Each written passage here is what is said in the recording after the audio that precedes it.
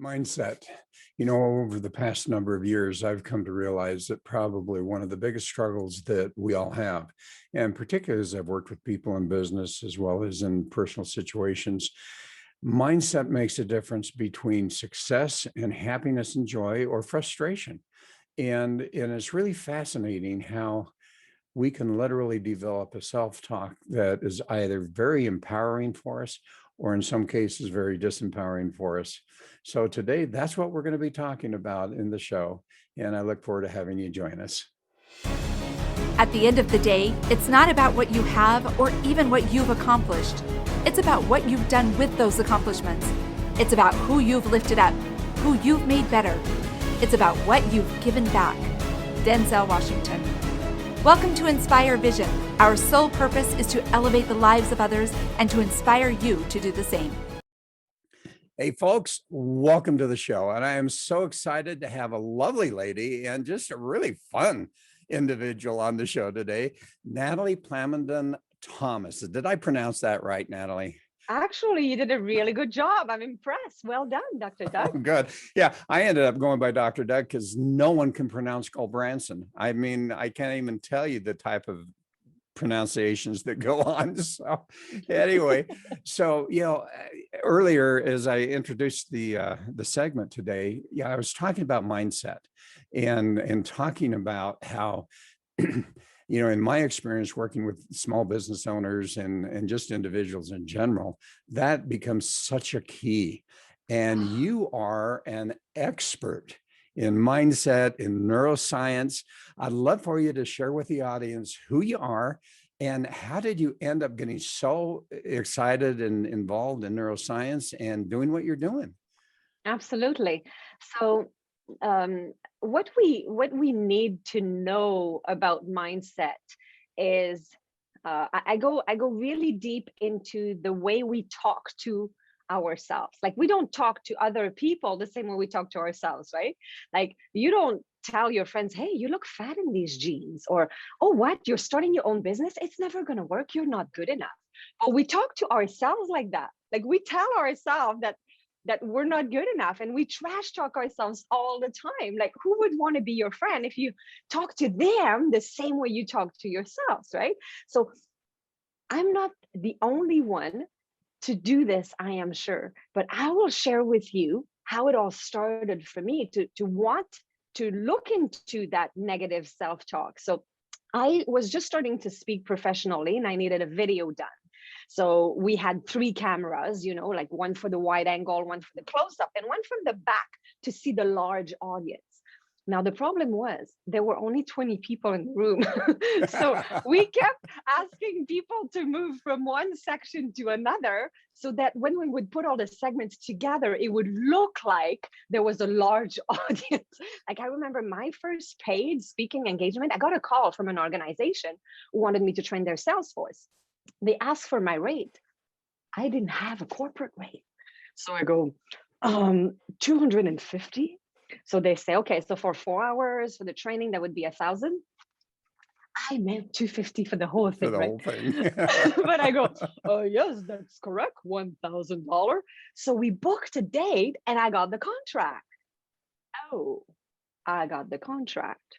I remember sitting in my office that day, feeling like a fraud, hearing this nasty voice in my head telling me, you're not a real professional speaker. You don't deserve $1,000 paycheck for an afternoon. See, that video I had made to make the audience look bigger than it was, and my made up corporate rate, none of it was real.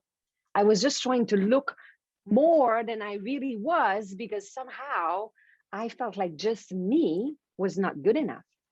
So I spent the last decade studying neuroscience, and I created a system to reprogram the negative self-talk. So that's the system I shared in my 8 international #1 best-selling books. That's the system that's at the base of all my online courses of the Think Yourself brand. So think yourself successful, think yourself a tech pro, think yourself a business pro, think yourself confident, think yourself thin, think yourself wealthy. So all these products became to life because of my own negative self-talk. Now, in all fairness, that voice in my head was right because that voice was telling me, what? you want to be a professional speaker like in English? You don't even speak English. I'm French, right?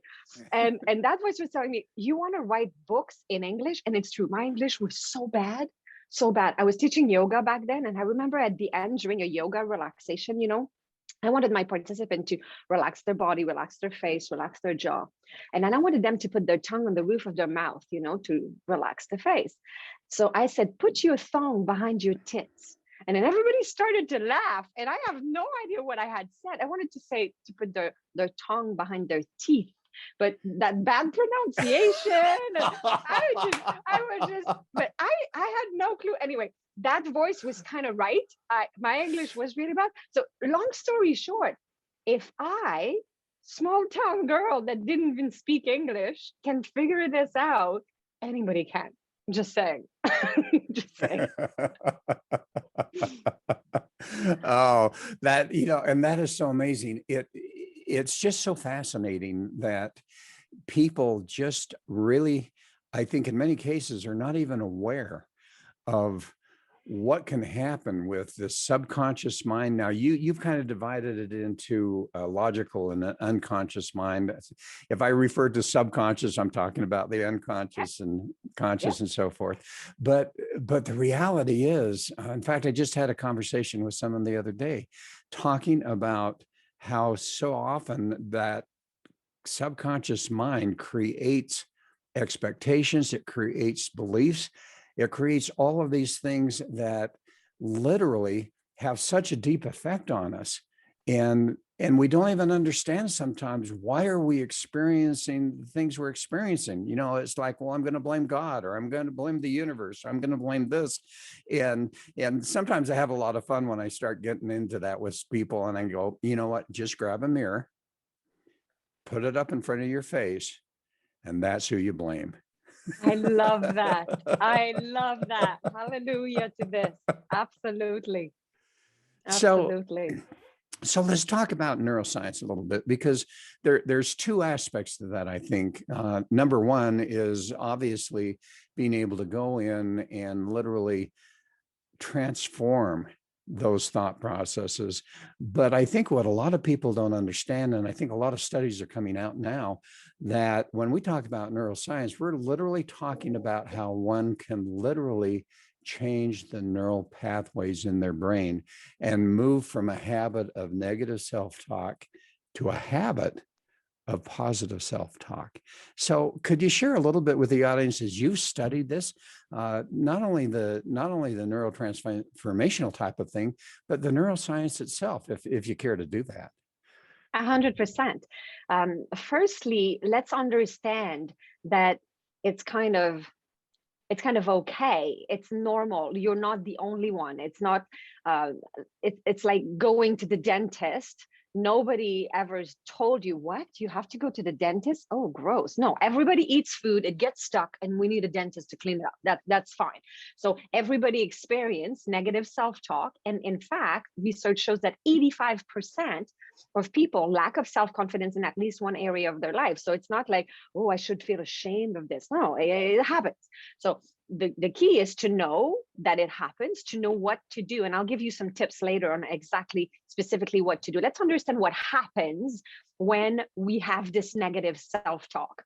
So let's do a quick brain 101. So we talked about the logical mind and the unconscious mind. So logical mind, let's talk about the logical mind first, can handle 5 to 9 pieces of information at a time, 5 to 9 pieces of every second. We can multitask. Like, that's why you can grocery shop at the same time that you're on a meeting on your phone in your ear, and you still at the same time keep your kids from falling off the cart, and still notice the dude at the back winking at the girl in blue in the seafood department. Like, you can do all this at the same time. So we multitask. But have you ever noticed, let's say you're driving to a new address, beautiful day, windows are down, music is on. And as you get closer to the address, you start looking at the numbers on the houses.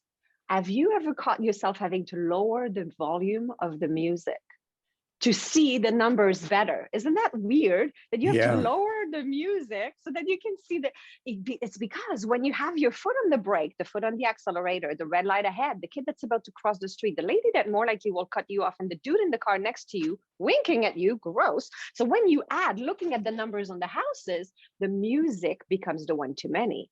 5 to 9 pieces of information is not that great after all. And research shows that out of these 50 to 80,000 thoughts we have every day, 70% of these thoughts are negative.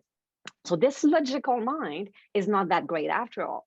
Living at a logical level, we feel like we're always trying to keep up and trying to catch up, and we're always behind. You have your goal, you're trying to build your business, or you're trying to achieve something, and then you're working hard. You get up super early, you accept clients from 5 a.m. till 9 p.m. And then, oh, you have to post on social media. Oh, you have to start a podcast. And now you need an account on Clubhouse too. And you are exhausted. The harder you work, the more exhausted you feel. You have zero life balance. You still live paycheck to paycheck, and you feel you're getting further and further away from your dream life. It is like you're trying to go to Vancouver or LA, and you are in an aircraft that's flying to Halifax or New York City. It's never going to work. You can work as hard as you possibly can, but you're never going to get there if you stay in that aircraft. So a lot of people say, Nathalie, how do I get off that aircraft that's keeping me and bringing me back from my goal? I said, don't get off the aircraft. Stay on the aircraft. Talk to the pilot and say, hey, bud, I'm turning around. That's where I'm going. Imagine how much faster you will get there if you talk to the pilot.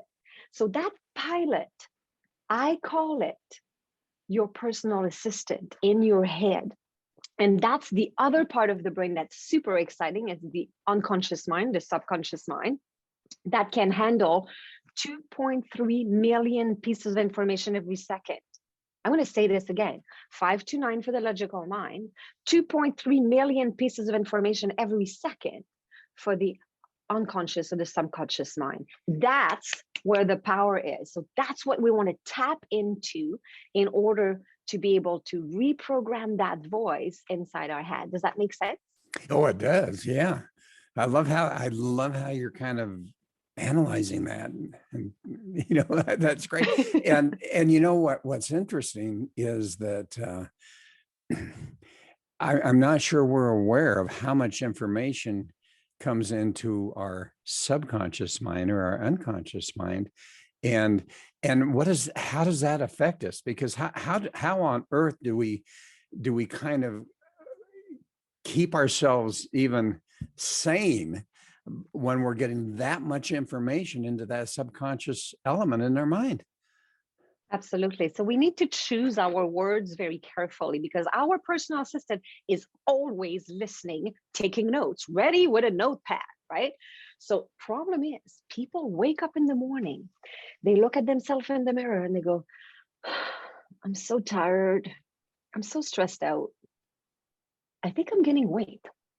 So then your personal assistant writes it down. Tired, stressed out, gaining weight. Okay, I got this. Perfect. Tired. What can I do for this? Oh, I know. I'm going to keep her awake all night. She's going to be really tired in the morning. Perfect. Check. Stressed out. Oh, I know. I'm going to make her delete a very important appointment in her calendar. Oh, that's going to be stressful. Check. Hey, gaining weight. That's an easy one. I can certainly find a chocolate bar, something deep fried for her to eat today. And if all fails, more wine tonight. Check. So your personal assistant is listening and making sure that everything on the list gets done. So becoming aware of that is when you decide, what do I want to tell my personal assistant? And don't tell your personal assistant what you don't want. It's like telling your contractor that's painting your kitchen, I would like you to paint my kitchen not blue. Huh? Because my clients do this to me all the time. They say, Nathalie, I don't want to be stressed anymore. I don't want to be impatient with my kids. I don't want to rush everywhere, and I don't want to be broke. So their personal assistant hears stress, rush, impatient, and broke. Even if you said don't want to be stressed, and close your eyes for a second. Now, everybody at home, if you're home, you can close your eyes. If you're driving, listening to this, don't close your eyes. Keep your eyes open. But everybody else, close your eyes. And now do not visualize Mickey Mouse wearing a yellow tuxedo standing on top of a pink Mercedes-Benz. Do not visualize Mickey Mouse wearing a yellow tuxedo standing on top of a pink Mercedes-Benz. And now you can reopen your eyes. Did you see it? Oh, yeah, Right? absolutely. Even if I said do not, because the brain has to process the whole information before it can negate it. So tell your personal assistant what you want. So if you say, I don't want to be stressed anymore, ask yourself, what do you want instead? What do you want your personal assistant to write on the list? Because if your contractor that you said, I want you to paint my kitchen not blue, you don't give any other information, when it's time to actually paint, the contractor, the crew is going to ask, hey, what color did she say she wanted? Wait, oh yeah, she said something about blue. Perfect, blue it is. And then they'll start painting your kitchen because you didn't give them any other direction. The only thing you said was blue, not blue, but so we need to make sure we tell our personal assistant what we want, not what we don't want. So the system I've created is working with all the layers of the brain so that we talk to every single layer that this personal assistant likes to address things at. Well, and it's interesting as I was on your website and looking at some of the information there, and you shared your experiences as a child. And as I listened to that, I kind of identified with that just a little bit. And I think, one of the things we're going to have a lot of parents listening to this right now. And one of the things that I found is that inadvertently, oftentimes we can create negative self-talk by imprinting certain ideas and thoughts and beliefs in our children. Or we have experienced that from our parents, from our teachers, from our friends, whatever that happens to be. Now, you grew up in an environment that was much different than that. I was fortunate enough also that there was a lot of positive, Really? self-talk, or, you guys are great, you're handsome, these are my handsome boys, on and on and on and on. And I think that so often we don't realize as parents or as teachers or as friends, sometimes things that we inadvertently say with no intent to create a negative situation in that subconscious mind for someone, that we actually do that. And so I'd love for you to share a little bit about your childhood, what your parents did, and how we can literally start focusing on the words that we use and how that can make a difference in the people around us. 100%. So my parents were freaks. We had signs in the house everywhere plastered. You can do this. You're amazing. Yes, you can. Like every Sundays, we didn't have to go to church. We had to sit down in the living room and listen to motivational tapes. I know the cassette tape that ages me, but Zig Ziglar, Augmendino, Jean-Marc Chaput. We had to memorize all these cassette tapes. And my brother and I were like rolling our eyes and like, But at the end of the day, it kind of worked. They kind of brainwashed us with this positive thing. Like they would never tell us, things you tell a child. You give them a glass of water, don't drop it. So then the kids like, drop it, and they drop it. My parents would say, okay, firm hand, carry this to the table. And then I would be like, like superhero carrying my glass of water with confidence, right? So you want to be very careful what you say to your client, to your children, and to your children's personal assistant, because your personal assistant loves your voice, just like our daughter's dog. The animals usually respond to the voice of their master, right? So if I tell Harley to sit, Harley just looks at me and doesn't do anything. But if Stacy says, Harley, sit, Harley will sit because the master just said so, right? So your personal assistant has you as a master. And when you say something, it really matters. And then they will write it down. What we need to know about personal assistants is that there are two other masters that have a much louder voice than even your own. And it's the royal order, the parents. Even if your parents are morons and they have no clue what they're doing, even if they're not so nice, your personal assistant is going to say, the royal order just said so. That must be true. I'm going to put that on top of the list. So if you tell your kids, oh, don't be stupid. Stupid, the royal voice just said I need to be stupid. Great. Don't fall. Oh, the royal voice just said I needed to fall. Great. So tell your kids, be careful. Tell your children.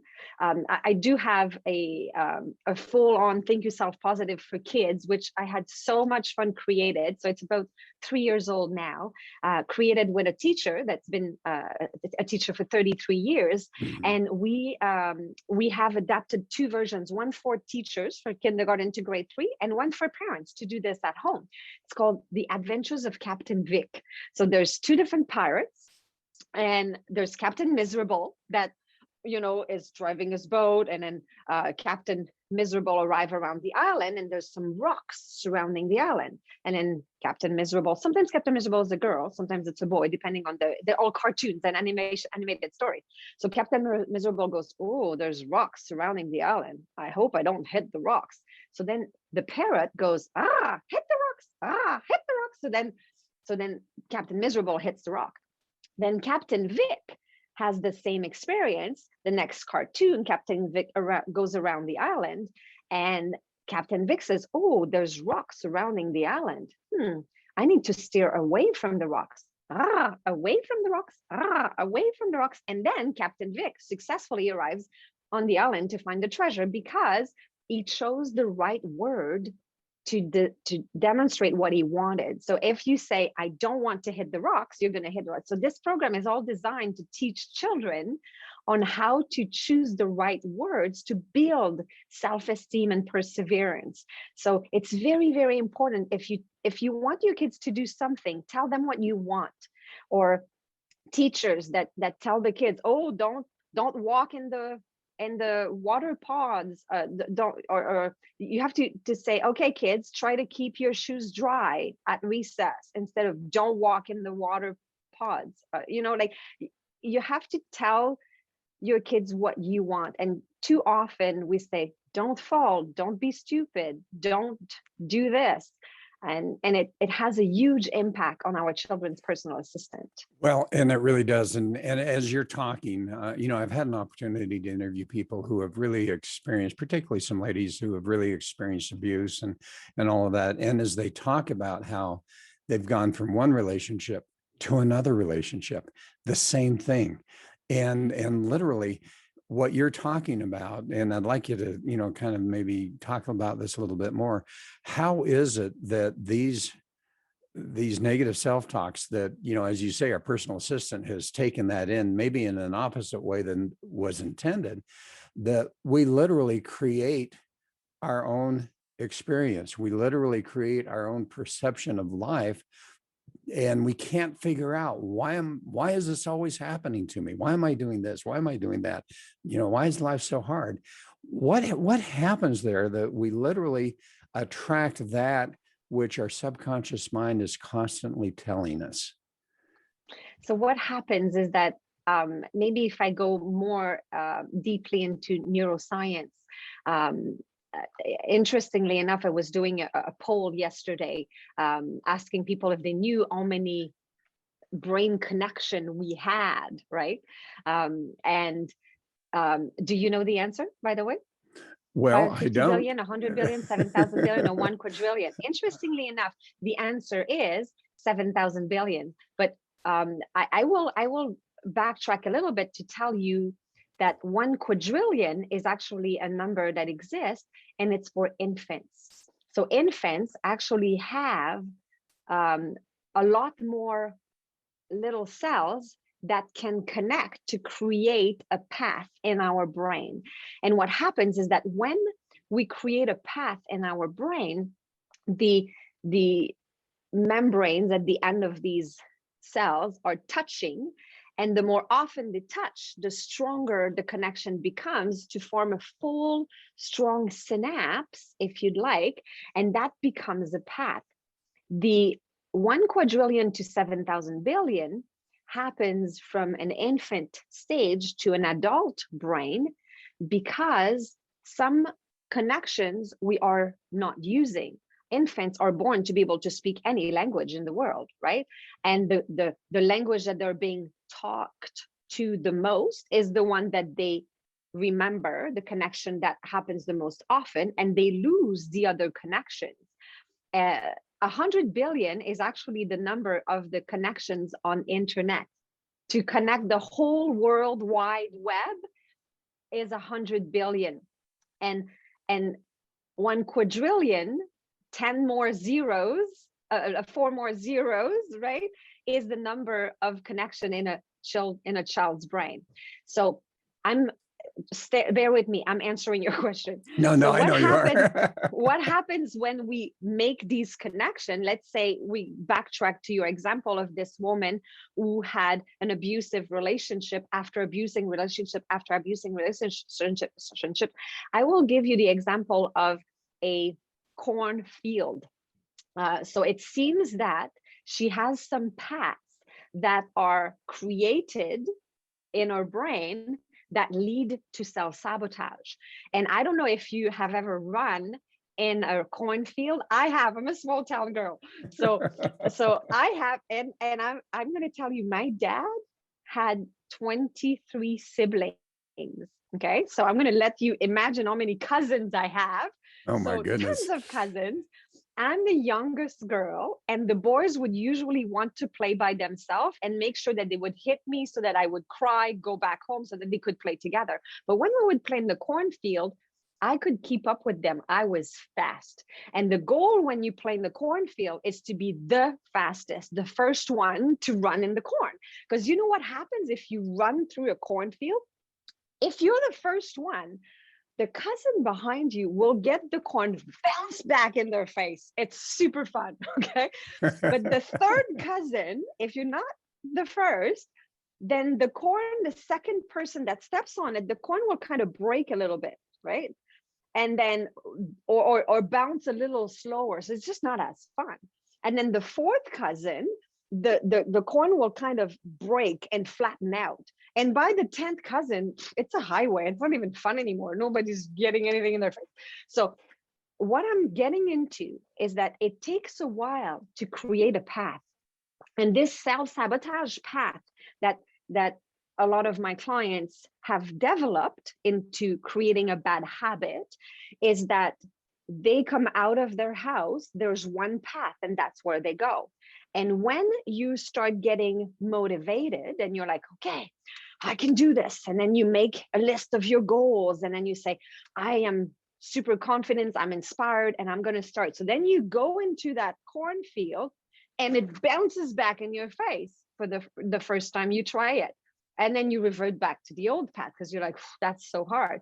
But you need to consistently keep going into that cornfield to create that new path, even if it bounces back, because the next time you try it, it's going to bounce a little slower. And the next time it might break. And the next time it might flatten out. And what we need to know of the work that I do with my clients is I don't erase the old paths. We don't erase neural pathway. We create new ones that eventually the brain will choose to be the preferred one. So, you know, the old abandoned road by the highway, eventually more people will use the highway. And if nobody really uses the abandoned road, the wind will bring some seeds in there, and some other new trees might grow into that road, and nobody will use it anymore. So that's what happens in your brain, is that eventually that old path we're not going to use anymore. So in order to get through the creation of a new path, that's where the DNA system comes in. So what happens is that you need to know what you want. You need to make the list, let's say, of what it is that you want to do. So I'll give you an example of a kitchen renovation. So let's say you're doing some renovation in your house. You're going to make a folder with samples, right? So then you'll put the samples of this countertop, these cupboards, this hardwood floor, this backsplash, and the paint chip. You'll put all that in a folder. So most people know to do that. that this woman, she says, enough of these abusing relationship. I'm going to make a list of everything that I want in my relationship. Or you create a vision board, smart goals for business, right? So we've all done that. It is the first part of my DNA system, the D, desire. So you have to know what you want, right? So a lot of people do this. The problem is a lot of people stop there. They said, I don't know what's going on. I have my vision board. Why am I not living on a deserted island, sipping martini, driving a Mercedes Benz? It's because that's just a folder with samples. You can't cook in this folder. You can't entertain people. And come on, guys. I'll invite you in my folder with all my samples. It's not a kitchen. So we need to install this kitchen now and make it real. And what most people do is they skip step number 2, they go straight to step number 3, and they try to learn how to implement new habits. They try to take the existing, the new island and put it on the existing island. They try to put the cupboards over top of the existing cupboards in the kitchen, and that is not going to work. You need to gut out the old kitchen. You need to remove all these limiting beliefs, bad habits, anger, fear, hurt, sadness, guilt, trauma, all the bad stuff that is there, in order to then be able to implement your new habits and decide what it is that you want to do from now on. And people that go from bad relationship to bad relationship or continuing their bad habits is because they do step 1 and then they learn, okay, how do I create a new relationship now? And they forget to address the problem, to get rid of all that junk. That's what I do. I specialize in that part number 2, the N for new you. So what it is that you want. And then the A, the actualized part, the A of the DNA system is for actualizes, to how do you now create some strategies for when things might happen? How will you react? But the second part is so crucial, is we need to figure out, what baggage am I carrying that we need to let go of? What can we disconnect from our past that no longer needs to be there? And it's quite the process. Like some of the processes that I use, I do have a protocol of 87 steps to get rid of PTSD, for example. This is to the extreme. There are some much shorter processes that will happen in 2-3 sessions with clients, just to get rid of not everybody has been at war or in a house on fire or have been abused, but we all have traumas. And just having your sibling steal your favorite doll as a kid can be a trauma. Doesn't need to be a big house on fire in order to classify as a trauma, but things affect us and we carry stuff and we need to get rid of them. Does that make sense? And it does. And I think you bring up a really important point. And so often we look at what we're experiencing. And I think, for me, I talk about be aware, just look around you. What are you experiencing? And then, okay, I don't like what I'm experiencing. And I think a lot of times people don't even really understand what the causes and the root causes of that are. And that's one of my pet peeves. I mean, I know so many times people will go talk to someone and they just sit and talk and talk and talk. When I had my dental practice, people would come in and they were saying, I have TMJ. And I'm going, no. You have 2, one on the right side and one on the left side. So now tell me what your symptoms are. And all of a sudden, well, I'm having headaches, or I've got pain here in the neck, or whatever that happens to be. And then it's like, okay, so let's get to the root cause of what's causing it. And when you can do that and resolve that issue, it goes away. And so oftentimes people who are seeking help find that all they're doing is talking, and no one is actually saying, let's do that deep dive. Let's look in and see what really the root cause of this happens to be. But here's the challenge. We need help. And I think what people are very reticent about doing, and I think it may be because of fear and embarrassment, whatever it happens to be, am I going to call Nathalie because I'm experiencing just life right now, And well, I don't, there's no way I'm going to share that with her, type of thing. And yet the reality is until we're willing to be aware enough to go, okay, what I'm experiencing, I don't like, I don't want. And then you go into your N, which is right, really, how do I change it? How do I do that? And I'm not sure anyone necessarily can do it on their own, because as you say, there are some very specific tools. I know when I was treating someone with the chronic pain, there were some very specific tools that I used, and some were, as you say, minimal. You try that. If that doesn't work, you go a little bit more, you go a little bit more. And I think there are tools, particularly from the neurotransformational standpoint, that can only be done by someone who is there as a mentor, as a coach, as a friend, someone who can help you literally go through that. How do people, in your experience, go from trying to do it on their own and having that fear of asking for help from someone to the point where they will literally say, okay, I need some help. Nathalie, what's your phone number? Because I'm calling you. The first step is recognizing that you're perfectly normal and there is no shame to have about it. And I really like the analogy with the dental chair, because I use it all the time. I tell people I'm like a brain dentist, and at the end of the day, everybody goes to the dentist because the dentists have special tools. And if you have cavities, you can say, okay, I'm going to do this on my own. I'm going to brush my teeth really, really well and get the best toothpaste and floss every day. It's not going to get rid of the cavities. You have to go to the dentist. The dentist has special tools and will fill the cavities and will take care of that for you.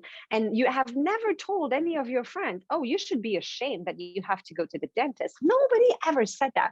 So remember that it's the same for your brain. If you have cavities, you can say, I am very positive, I'm confident, I'm doing affirmations every day and do my meditation. This is all like toothbrush and toothpaste and floss. It's not going to fill your old stuff, your cavities. Now, understanding that the reason why you need help is not because you don't necessarily know how to do that, because I know exactly what to do and I cannot do it for myself. Exactly. It's not because I don't know how to do it. I know how to do that. I've been doing this for 12 years, day in, day out. I know exactly. I can do it in my sleep. However, I cannot do it on myself. Like you cannot tickle yourself. Try. It doesn't tickle because somehow it has to happen at an unconscious level. So you can't do this by yourself at a logical level. That's why you need somebody to perform the process and the protocol on you. So this is the first step. It's not because you're not intelligent and not good enough. It's just because this is how it works. When I need help, I call some of my fellow practitioners and then they perform the protocol on me. And I'm totally okay with that. I need help too. Everybody does. So everybody goes to the dentist. Let's just take that to the first level. Secondly, if you believe that you have to carry all your stuff, that's sad. All the stuff that we've been going through, usually the first time that you've experienced a trauma or just an emotion, we have 5 top big emotion: anger, fear, hurt, sadness, and guilt. And under anger, there will be resentment, and under sadness, there will be anxiety. Well, under fear, there's anxiety. Under sadness, there will be depression. So each of these big umbrellas, the top 5, happened to us for the first time when we were between the age of 0 and 7. So at that time, our child's brain did not know what to do with this emotion. So your sibling stole your favorite truck and you were sad.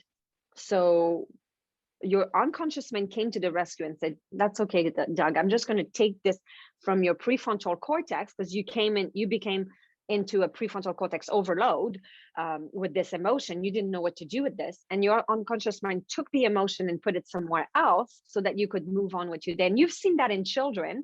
Emotions should last between 30 and 90 seconds. That's it. That's the time that it takes for an emotion to do a full loop, between 30 and 90 seconds. And children do this, right? Like they're super happy and then temper tantrum and then they're mad. And then 30 seconds later or 90 seconds later, they're happy again, because that's how it works. The problem is that day, that root cause event created a thread.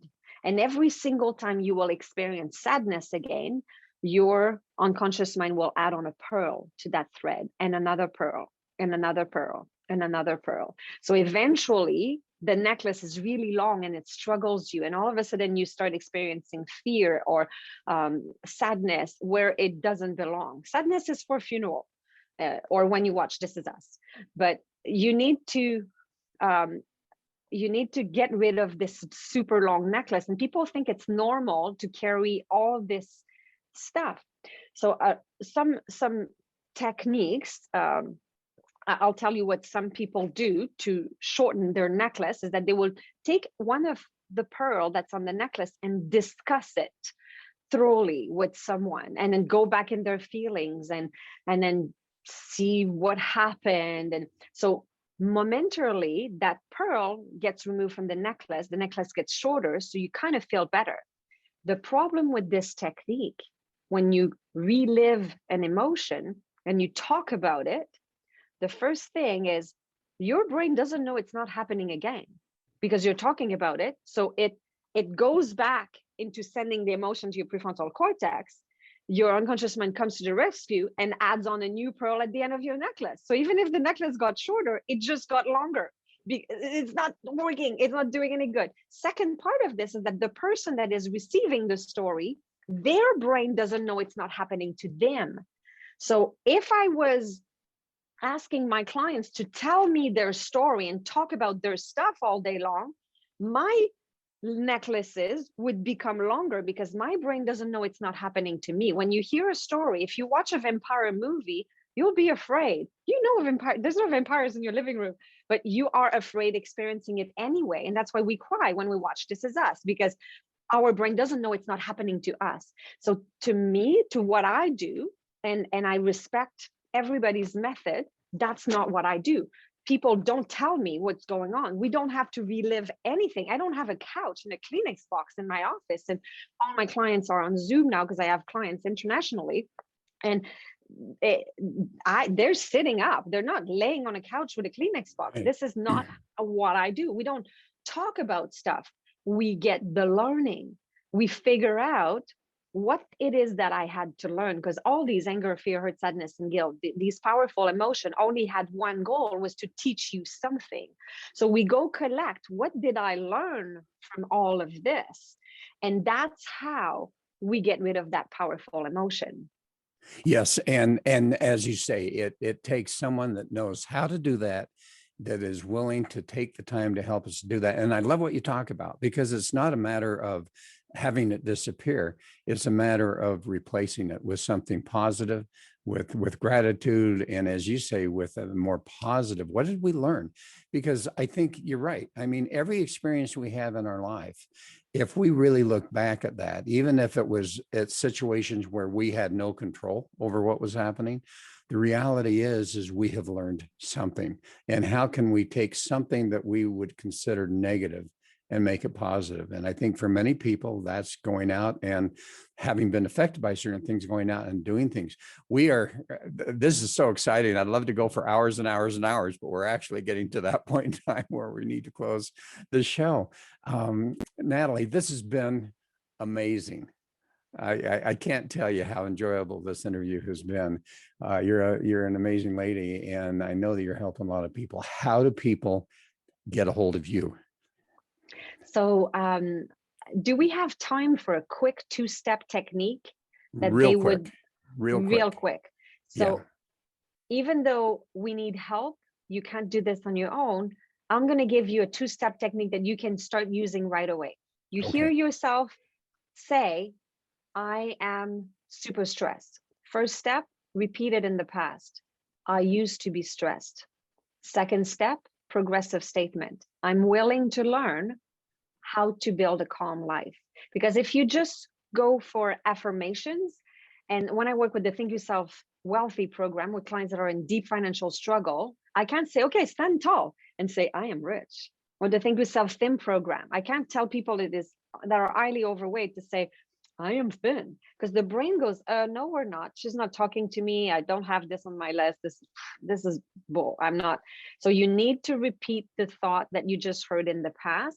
When you hear yourself say something negative about yourself, oh, I'm such a loser. Wait, I used to think that I was a loser. Now I'm willing to learn how it feels to be confident. I'm in the process of becoming more confident. And that's how you will slowly start changing things. So how do we get a hold of me? First step is you can download the confidence guide. So that will connect us, thinkyourself.com/confidence guide. So 15 keys to confidence. If you just position your camera phone to this QR code, you'll be able to download the guide. You can also book a free 15-minute virtual coffee with me. So you will go to thinkyourself.com/schedule, and that will connect us together. So thinkyourself.com/schedule, or just send me an email at Nathalie@thinkyourself.com. So it would be my pleasure to have a chat with any and all of you guys. Oh, Nathalie, thank you so much. This has been fantastic. And Thank you so much for having me. Thank you for making a difference in other people's lives, because that's what this show is really all about, is how do we make a difference in other people's lives. Folks, I know that you enjoyed this one. Please get a hold of Nathalie. And for those of you that are just listening to this rather than watching it, she lets you know how to get a hold of her. Again, thinkyourself.com, and get up there and you'll be able to find all sorts of great information. So thanks for listening to us, and we look forward to having you join us again soon. Have a wonderful week.